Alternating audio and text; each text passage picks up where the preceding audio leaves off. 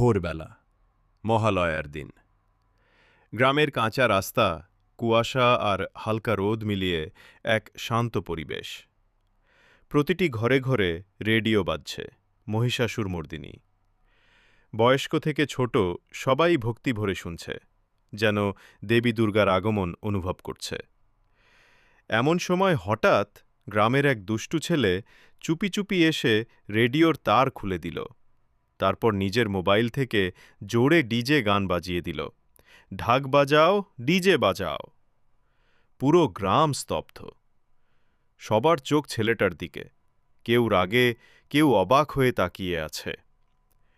গ্রামের বুড়ো ঠাকুরদা লাঠি ঠুকে বললেন, এই ছেলে, মহালয়ার দিনে এ কি কাণ্ড করছিস? ছেলেটা মুচকি হেসে বলল, আরে ঠাকুরদা, পুজো আসছে তো, আগে থেকে ডিজে প্র্যাকটিস করছি।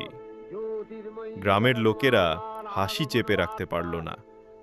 এক কৃষক মজা করে বলে উঠল, দেখিস, এভাবে বাজালে দেবী দুর্গাও নাচতে শুরু করবেন। এবার দৃশ্যে দেখা গেল দেবী দুর্গা নিজেই হাসি মুখে ডিজে গানের তালে নাচছেন।